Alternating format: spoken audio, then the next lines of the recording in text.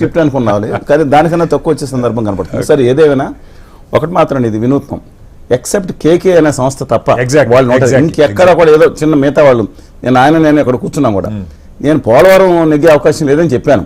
పోలవరం కానీ ఒక కాన్స్టిట్యున్సీ మిగతా మీద అంటే తప్ప ఇది ఇవాళ మొత్తం ఏ సంస్థ కూడా ఇవాళ దాదాపు 40 సంస్థలండి, నాకు తెలియదు, కొన్ని గాలి నుంచి వచ్చినాయి, కొన్ని వచ్చినాయి, పుట్టుకొచ్చే వస్తాయి, కొన్ని సార్ నాలాంటి వాళ్ళు కూడా రాష్ట్రంతో 105 కాన్స్టిట్యున్సీ తిరిగిన సందర్భంలో నేను కూడా చూసి మినిమం 105 స్థానాలు నుంచి కూటమి వస్తుంది, ప్లస్ ఇది ల్యాండ్ టైటిలింగ్ యాక్ట్ మనం మాట్లాడుకున్నాం, land titling act plus manifesto last time Chandrababu Naidu గారు ఇచ్చిన మేనిఫెస్టో ఇది ఎక్కడ తీసుకెళ్తుందో తెలియదాను. I thought it would touch 225, 230, but nobody expected 254 అండి, మేబీ 250 నేషనల్ లెవెల్ మీరు చెప్తున్నారు కాదు, సారీ 154, 153 అనేది అని 151 దేవుని స్క్రిప్ట్ దాటిపోయిందంటే ఇది మేబీ కూటమితో. కానీ ఒకటండి, భారతీయ జనతా పార్టీ మాత్రం రౌడీ మామూలు వసూలు చేసుకున్నారు కాదు, ఎందుకంటే రౌడీ మామూలు అక్కడ ఉపయోగపడేలా కనపడుతుంది కాదండి. అమిత్ షా గారు పొరవాడారు దీంట్లో.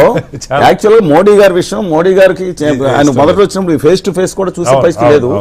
అమిత్ షా గారికి కొంచెం యాక్చువల్ చక్రం తిప్పేది ఆదాని గారు, తర్వాత అమిత్ షా గారు అనుకోండి, ఆయన ఈయనతో ఎవరితో దేవగౌడ గారితో కానీ చంద్రబాబు నాయుడు గారితో డీలింగ్ చేసుకుంది ఆయన. ఈ పొత్తులే వాళ్ళకి కీలకం. ఇవాళ బీజేపీకి 2014 తర్వాత సింపుల్ మెజార్టీ కూడా రాని పరిస్థితి, ఇప్పుడు వీళ్ళ మీద డిపెండ్ అవ్వాలి. ఇవాళ ఆంధ్రప్రదేశ్ లో ఉన్న సీట్లు 17-18 సీట్లు వచ్చిన వీళ్ళ మీద, ఇప్పుడు 8 సీట్ల దాకా వస్తున్నాయి కదా తెలంగాణ, ఇక్కడ కూడా ఏమైనా చేసుకున్నారంటారా బీజేపీకి? ఏదండి బీజేపీ తెలంగాణ ఇస్ డిఫరెంట్ అండి. మొత్తం ఇప్పుడు ఆంధ్రప్రదేశ్ అనేది అన్యాయం, ప్రత్యేక హోదా విభజన హామీలో నమ్మద్రోహం నైవంచం చేశారనేది కనబడతా ఉంది. రాయలసీమ ఉత్తరాంధ్ర ₹1 ఇవ్వని పరిస్థితి అండి. సో ఏపీలో కాదు చలసాని గారు, ఏపీలో జగన్మోహన్ రెడ్డి గారి విషయం చాలా మంది అనుకున్నది ఒక ఏదో ఆయన చెప్పే మాటలు పక్కకు పెడితే పథకాలు అయితే అద్భుతంగా అమలు చేశాడు అన్నది ఒక మాట ఉంది, అలాగే కొంతమేరకు విద్యా ఆరోగ్యం చేశారన్న ఇది ఉంది, ఈ రెండు ఉన్నాయి. బట్ స్టిల్ ఇంత భారీగా ఓడిపోవడానికి కీలకంగా ప్రజలు ఏం ఆలోచించుంటారు? మెయిన్ అండి యాక్చువల్గా ఓడిపోవడానికి మిగతా ముఖ్యమైన కారణం అండి, ప్రజలు తనకు బాధ కలిగితే తను రియాక్ట్ అవుతారు ఫస్ట్. ఎక్కడ మంచి స్వార్థంగా అనుకోండి, యువర్ సెల్ఫ్ మై సెల్ఫ్ లాగా. ఈ నేపథ్యంలో ఫస్ట్ అండి కరెంట్ షాకులు తగిలియండి, కరెంట్ బిల్లుల షాకులు. అంటే ప్రజలు మనం తిరిగితే ఏం చేయాలి సార్, 4 సార్లు పెంచారు కరెంట్ బిల్లు, వాళ్ళు డైరెక్ట్గా ఎఫెక్ట్.